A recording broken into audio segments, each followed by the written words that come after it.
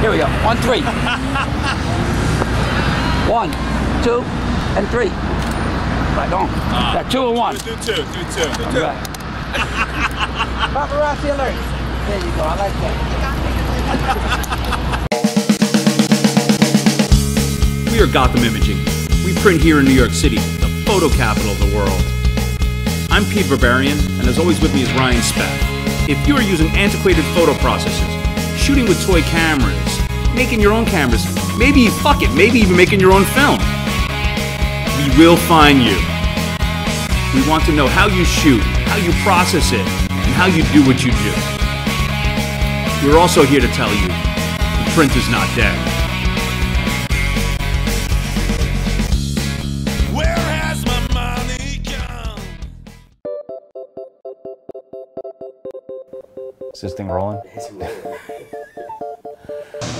Ryan and I met at Lexington Labs about in like 2002 or something like that. 2003, and just kind of worked in a darkroom next to him for a while. Didn't really pay much attention to him, to be honest. I know. So we're distinctly different, and you know, and we actually think it's a good thing. We both kind of realized each other's strengths and played off of them and really kind of built a business around each other's strengths. It's a complete yin and yang, I think.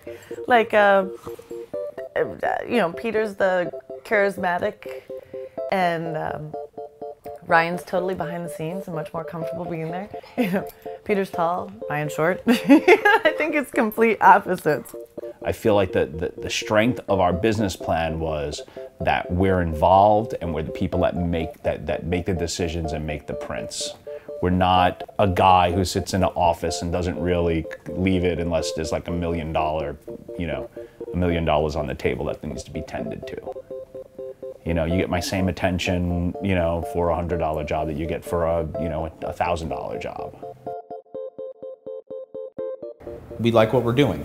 We like the clients we have. We want to deal with more clients. We want to be bigger players in this industry than we are right now. That's what we're trying to figure out. That's a really interesting point in our company. We're really in a good place to kind of figure out what's next.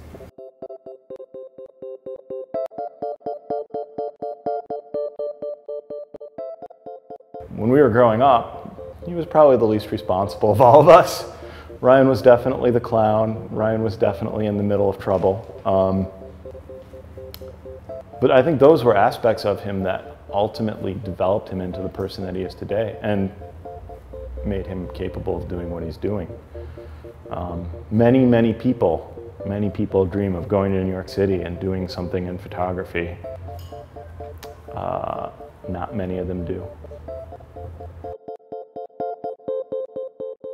We actually got hooked up with these guys through the New York Times, a guy named Vin Alabiso, who works up at the New York Times building, and said, these are the guys.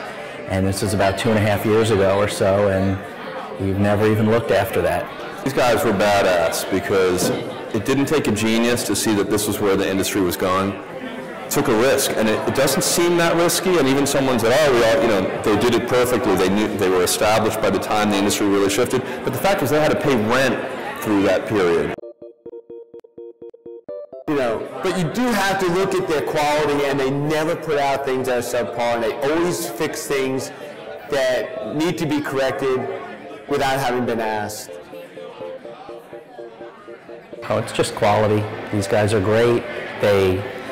They're not about hustling to get more business. They really care about the product. Because they think like a collaboration with a photographer is a traditional one-on-one printer relationship had. Care about educating you, because if they're good to you, you're going to be good to them, and it just kind of works that way. And I actually just recommended them to some people that I'm sure are going to be working with them shortly.